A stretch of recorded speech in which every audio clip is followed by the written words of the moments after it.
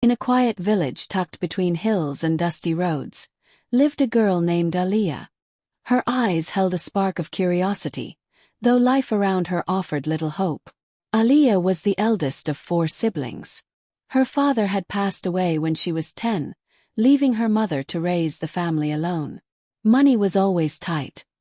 There were nights when hunger slept beside them like an unwelcome guest. Despite the hardships, Aaliya clung to one dream. She wanted to study to become a teacher and change lives. But dreams don't come easy when you're born into survival. Every day after school, Aaliya helped her mother stitch clothes for neighbors. At night, she studied by the faint glow of a kerosene lamp. Her books were hand-me-downs, her shoes worn out, yet her mind refused to give in. She struggled with math, often failing tests. Her classmates mocked her silence, calling her the girl who always stays behind. Some teachers even suggested she drop out and learn tailoring. But Aaliya, she had something they couldn't see: quiet resilience. One evening, after a long day of stitching and a failed test in hand, she sat outside with tears in her eyes. Her mother noticed and sat beside her. "Aaliya," she said softly, "do you know how strong you are?" Aaliya shook her head. "You wake up before dawn, help me go to school, then study till midnight. That test paper doesn't define you. Your strength does." Those words stayed with Aaliya. From that day forward, she changed the way she looked at struggle. It wasn't her enemy, it was her training ground.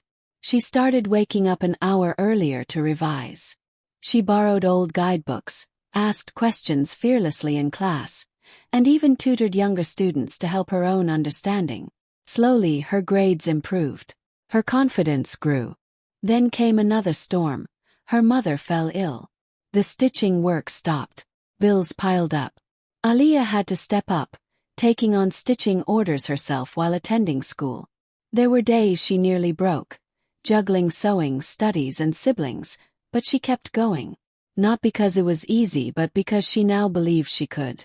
2 years later, Aaliya stood on stage as the top scorer in her district. The same people who doubted her now clapped. A local NGO offered her a scholarship for college.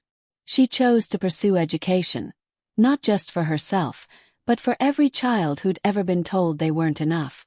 Years later, Aaliya returned to her village, not as the poor girl with old books, but as a respected teacher.